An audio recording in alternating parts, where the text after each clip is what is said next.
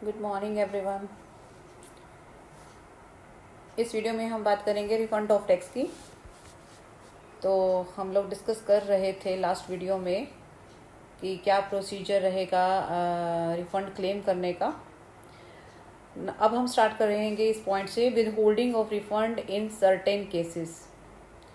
तो इसमें क्या सीन रहेगा, होल्ड करना है रिफ़ंड को आपको कुछ केसेस में। यानी कि अगर रिफ़ंड क्लियर भी हो गया है कि एक असेसी का रिफ़ंड पर क्लेम बनता है, लेकिन अगर असेसिंग ऑफिसर का ये ओपिनियन है उसकी हिसाब से, अगर ऐसा लगता है कि अगर रिफ़ंड हमने ग्रांट कर दिया और उससे क्या हुआ कि रिवेन्यू का कोई लॉस हो सकता है गवर्नमेंट को या इनकम टैक्स डिपार्टमेंट को, तो वो कुछ रीजंस को मद्देनज़र रखते हुए और प्रिंसिपल कमिश्नर और कमिश्नर और जो भी अथॉरिटीज़ हैं उनकी प्रायर अप्रूवल से इस रिफ़ंड को होल्ड पे रख सकते हैं जब तक रेगुलर असेसमेंट ना हो जाए। ठीक है, तो ये प्रोसीजर कब से स्टार्ट हुआ है? ये हुआ है 1 अप्रैल 2017 के बाद से, यानी कि उस डेट से स्टार्ट हुआ था कि हम जो है कुछ केसेस में रिफंड को होल्ड पे रख सकते हैं। यानी कि अभी हम उसे प्रोवाइड नहीं करेंगे जब तक कि रेगुलर असेसमेंट नहीं हो जाता। ओके, नेक्स्ट जो पॉइंट है that is interest on refund. तो अगर रिफंड मिलने में असेसी को देरी हो रही है, यानी डिले हुआ है, तो असेसी का अधिकार है, ये उसका राइट है कि वो रिफंड के अमाउंट पर इंटरेस्ट की भी डिमांड कर सकता है और डेफिनेटली उसे वो इंटरेस्ट मिलेगा। अब इस इंटरेस्ट का क्या सीन रहेगा और इंटरेस्ट का अमाउंट क्या होगा और इंटरेस्ट कैलकुलेट करने के लिए टाइम क्या होगा, उसके लिए हालांकि यहाँ पर कुछ पॉइंट्स हैं जो ABCD और कुछ इसके सब पॉइंट्स भी हैं। इसको समझाने के लिए मैंने एक लिस्ट बनाई है कुछ पॉइंट्स की, जिसमें आपको ज़्यादा क्लियर होगा। मैंने हेडिंग डाली है calculation of time for interest on delayed refund. यहाँ पर मेरे को डिलेड रिफंड लिखना था, यानी कि रिफंड मिलने में अगर देरी होती है तो उस रिफंड पर इंटरेस्ट भी बाकायदा दिया जाएगा।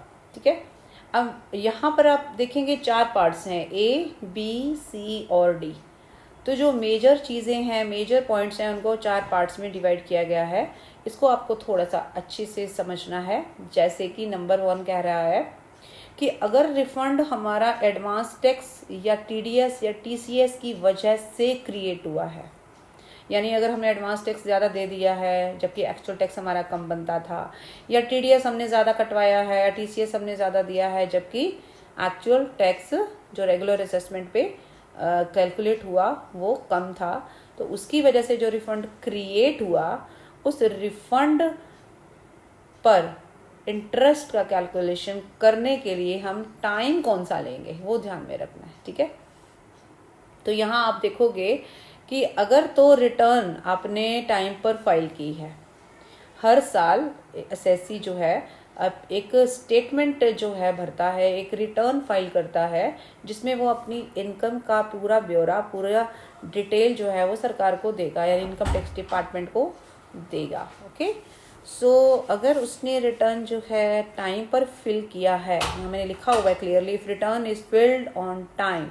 देन आपको क्या करना है, असेसमेंट ईयर का पहला दिन, यानी कि अगर हमारा असेसमेंट ईयर 2021 है तो हमारा असेसमेंट ईयर का पहला दिन होगा 1 अप्रैल 2020, राइट। 2021 बोला ना मैंने असेसमेंट ईयर, तो पहला दिन क्या होगा 1 अप्रैल 2020। तो पहले दिन से लेकर और जिस दिन आपको रिफंड ग्रांट होता है, मतलब अप्रूव होता है डिपार्टमेंट की तरफ से कि यस आपको रिफंड मिलेगा, तो वो जो डेट ऑफ ऑर्डर आता है रिफंड का, उस डेट तक का जो है हम कैलकुलेट करेंगे रिफंड के ऊपर इंटरेस्ट। ठीक है, फिर से बता रही हूँ, दोबारा से देखिए।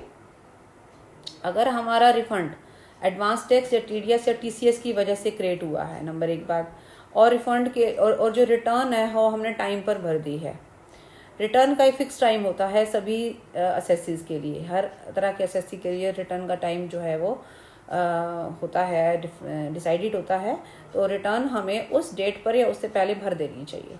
तो अगर एसएससी ने रिटर्न टाइम पर भर दी है, देन आपको क्या करना है, असेसमेंट ईयर का पहला दिन यानी 1 अप्रैल असेसमेंट ईयर के से लेकर और जिस दिन आपका रिफंड अप्रूव हुआ है उसके बीच में जितना टाइम रहेगा, मान लो 6 महीने रहते हैं या 6 महीने हुए हैं, तो आपको रिफंड का अमाउंट मान लीजिए बनता है 2500। आपने टैक्स पे कर दिया 2000, आपने टैक्स पे करना था 2000, आपने कर दिया 4500 रुपये, तो 2500 रुपये रिफंड हुआ, हो गया ना। तो उस 2500 रुपये पर मैं 6 महीने का इंटरेस्ट लगाऊंगी और वो भी एसएससी को हम पे करेंगे। हम का मतलब इनकम टैक्स डिपार्टमेंट पे करेगा, ठीक है। लेकिन ये कब होगा, अगर रिटर्न वो टाइम पर भर देता है तो। लेकिन अगर वो रिटर्न टाइम पर नहीं भरता है तो फिर हमने रिटर्न की डेट लेनी है। यहाँ हमने लिया था 1st day of assessment year, यहाँ हमने लेनी है रिटर्न की डेट, ठीक है।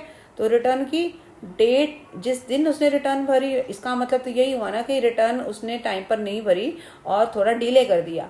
तो जिस दिन भी वो रिटर्न भरेगा उस डेट से लेकर date of grant of refund, यानी कि जिस दिन उसका रिफंड का ऑर्डर आएगा, इशू होगा, यानी ग्रांट उसको होगा रिफंड, उस डेट तक का कैलकुलेट करेंगे हम, ठीक है।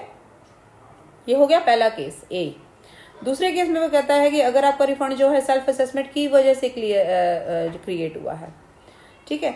तो सेल्फ असेसमेंट की वजह से क्रिएट हुआ है तो उसमें आपको क्या देखना है, रिटर्न की डेट जब आप रिटर्न भरते हैं या जब आप टैक्स भरते हैं। दो बातें हैं, या तो रिटर्न भरना या टैक्स भरना। कई बार क्या होता है, रिटर्न की डेट और टैक्स पे करने की डेट सेम रहती है। कई बार ऐसा होता है कि टैक्स आपने पहले पे किया है, रिटर्न आपने बाद में भरी है, ठीक है ना। तो दोनों डेट सेम भी हो सकती हैं और दोनों अलग अलग भी हो सकती हैं। तो दोनों डेट में जो डेट बाद में आएगी यानी लेटर जो रहेगा टाइम, तो उस टाइम से लेकर और फिर वही रिफंड को ग्रांट करने की जो डेट होगी तब तक का हम रिफंड रिफंड के ऊपर जो इंटरेस्ट है वो कैलकुलेट करेंगे। ऐसा कब करेंगे, अगर हम सेल्फ असेसमेंट करते हैं तो क्लियर होगी बातें। ए में था एडवांस टैक्स टीडीएस या टीसीएस की वजह से, और उसमें हमने दो बातें देखनी है, रिटर्न टाइम पे भरी है तो अलग और रिटर्न टाइम पर नहीं भरी है तो उसका टाइम अलग रहेगा। और सेल्फ असेसमेंट में अगर रिटर्न हमने जिस भी डेट पे भरी है, चाहे वो पहले भरी है या बाद में भरी है, यानी कि डेट लेट भरी है या टाइम पे भरी है, वो इशू नहीं है, प्रॉब्लम वो नहीं है। यहाँ पे ये देखना है कि टैक्स मुझे कब भरा है। तो टैक्स जब पे किया है और जब रिटर्न भरी है, उन दोनों का डेट अगर सेम है तो कोई प्रॉब्लम नहीं है। अगर उन दोनों का डेट अलग अलग है तो मुझे लास्ट वाली डेट देखनी है। उस डेट से लेकर मैं अप्रूवल की डेट, रिफंड के अप्रूवल की डेट तक का जो है टाइम लूँगी और इंटरेस्ट जो है कैलकुलेट करूँगी। ये पॉइंट हो गया क्लियर। ये अभी ए पॉइंट क्लियर हुआ है, ठीक है। ए में हमने 3 बातें एक्चुअली देखी हैं, 2 भी नहीं 3 बातें देखी हैं। एक चीज़ और बताना चाहूँगी, इन दोनों केसेस में, फर्स्ट और सेकंड दोनों केसेस में ये बात ध्यान में रखनी है कि अगर आपका रिफंड का अमाउंट जो है, मान लीजिए अभी मैंने आपको बोला था कि 2000 आपको टैक्स देना था और आपने दिया है 4500, तो आपका रिफंड कितना बना 2500, ठीक है। तो हमें ये देखना है कि रिफंड हमें 2500 मिलेगा, उसमें तो कोई डाउट नहीं है। लेकिन इंटरेस्ट हमें तभी मिलेगा अगर रिफंड का अमाउंट हमारे एक्चुअल टैक्स के 10% से ज़्यादा हो। अभी यहाँ पर इस केस में एक्चुअल टैक्स मेरा था 2000, ठीक है। रिफंड का अमाउंट कितना था 2500, ठीक है। तो अब आप देख सकते हो आपने तो बहुत सारा रिफंड लेना है, ठीक है ना। हमारा रिफंड हमारे एक्चुअल टैक्स के 10% से तो काफ़ी ज़्यादा है ना। तो इसका मतलब ये कंडीशन ये कहती है कि your amount of refund should be more than 10% of the actual tax to be paid. जो एक्चुअल टैक्स पे करना था ना, या जो पेबल था, ऑब्वियसली आप पे कर चुके हैं। रिफंड तो तभी बना जब आपने एक्चुअल टैक्स पे कर दिया है। एक्चुअल टैक्स आपको कम पे करना था और आपने जो है पे जो है अमाउंट वो ज़्यादा किया है, तो रिफंड का अमाउंट आपको जो भी बनेगा वो आपके एक्चुअल टैक्स के 10% से ज़्यादा होना चाहिए, ठीक है। तभी आपको इंटरेस्ट मिलेगा, वरना इन दोनों पॉइंट्स का कोई मतलब नहीं रह जाता। इन दोनों का मतलब फर्स्ट और सेकंड की बात कर रही हूँ मैं। अब आ जाओ पॉइंट नंबर बी पे।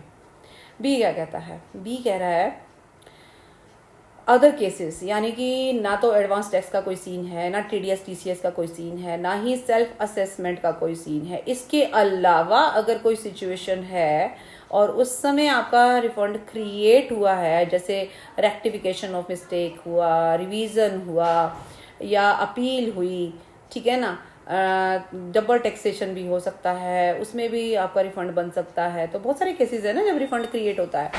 तो अगर रिफंड क्रिएट होने का जो चांस है वो किसी और वजह से बना है, ठीक है, तो हमने क्या करना है, जब भी हमने टैक्स पे किया हो वहाँ से लेकर ग्रांट रिफंड का अप्रूवल की डेट तक का हमने क्या करना है, हमने इंटरेस्ट कैलकुलेट करना है। तो याद रखना यहाँ पे कोई कंफ्यूजन नहीं है। अदर केसेस में पेमेंट ऑफ टैक्स की डेट लेनी है हमने, ठीक है।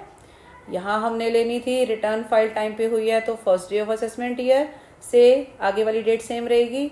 फिर अगर रिटर्न टाइम पे फाइल नहीं गई है तो रिटर्न की डेट से लेकर आगे वाली डेट सेम रहेगी। सेल्फ असेसमेंट में रिटर्न की डेट या payment of tax whichever is later से लेकर आगे वाली डेट सेम रहेगी। और अदर्स में date of payment of tax, यानी कि यहाँ पर एक ही डेट लेनी है जब आपने एक्चुअल टैक्स पे किया है, वहाँ से लेकर आगे वाली डेट वही चारों केसेस में आप देखोगे सेम ही रहेगी, ठीक है। अब आ जाता है पॉइंट नंबर 4 और हेडिंग नंबर सी है, ठीक है। हेडिंग सी है हमारा, अपील अगर की है, अपील के केस में अगर हमारे को रिफंड क्रिएट होता है तो यहाँ पर थोड़ा सा सीन दूसरा है। रिफंड तो हो गया, ठीक है, कोई दिक्कत नहीं है। अपील आएगा किसमें, इस अदर्स वाले में आ जाएगा, यानी कि पेमेंट जब हुआ और आपने ग्रांट की अप्रूवल की डेट तक आपने इंटरेस्ट ले लिया। लेकिन अपील के केस में एक बात पर और फोकस करना है, वो ये कि जब भी अपीलेट अथॉरिटी जिसके आगे हम अपील करते हैं उसका जब भी रिजल्ट आता है, जो भी डिसीज़न आता है, अगर वो डिसीज़न हमारी फेवर में हुआ और हमारी अपील यस हो गई और उसमें क्या हुआ कि हमारा रिफंड जो है वो क्रिएट हो गया, ठीक है ना। रिफंड क्रिएट होते ही, अपील का ऑर्डर आते ही, रिफंड का क्रिएट होते ही 3 महीने के अंदर अंदर हमें वो ग्रांट हमें रिफंड मिल जाना चाहिए। 3 महीने तक अगर हमें नहीं मिलता तो 3% पर एनम के हिसाब से एडिशनल इंटरेस्ट और लग जाएगा। अभी आपने ये देखा इन तीनों केसेस में कहीं रेट नहीं मेंशन हुआ, तो मैं रेट भी आपको बता देती हूँ। आपका जो इंटरेस्ट आपको मिलेगा ना रिफंड पे वो होगा 0.5%, 0.5% पर मंथ, ठीक है, फॉर एवरी मंथ और पार्ट ऑफ द मंथ। अगर आपका 5 महीने 20 दिन बनता है तो आपको 6 महीने के लिए आपको इंटरेस्ट मिल जाएगा और 0.5% से मिलेगा पर मंथ के हिसाब से, ये ध्यान में रखना। और ये 3% एडिशनल तब मिलेगा अगर अपील का कोई केस है और अपील का ऑर्डर आ गया है, 3 महीने बीत गए, अभी तक आपको रिफंड नहीं मिला है, तो आपको 3% एडिशनल और मिल जाएगा। लेकिन 3% पर एनम है, ये 3% पर एनम, ये पर मंथ नहीं है, ये पर एनम है, ठीक है। वो एडिशनल आपको इंटरेस्ट मिलेगा वही जब 3 महीने आपके बीत गए और आपको अभी तक रिफंड नहीं मिला है, तो जिस दिन ये 3 महीने पूरे हुए उस दिन से स्टार्ट करके जब आपको एक्चुअली पैसा मिलेगा, रिफंड अप्रूव होगा, उस दिन तक का आपको एडिशनल इंटरेस्ट मिल जाएगा, ठीक है। लेकिन ये बहुत रेयरेस्ट केस होते हैं, ऐसा अक्सर नहीं होता है। ज़्यादातर जो रिफंड है वो टाइम पर मिल जाता है, और अगर नहीं मिलता तो फिर 3% हमारे को एक्स्ट्रा मिल जाएगा। अब आएंगे हेडिंग डी पे, और पॉइंट नंबर है 5। इसमें क्या कह रहा है, इसमें ये कह रहा है कि अगर ये रिफंड किसी टीडीएस डिडक्टर को ड्यू है, जो पर्सन टीडीएस काटता है, जैसे मैं मान लीजिए आप जॉब करते हैं और आपका एम्प्लॉयर आपकी सैलरी में से टीडीएस काट कर सरकार को जमा कराता है, तो उसे क्या बोलेंगे, टीडीएस डिडक्टर बोलेंगे, राइट।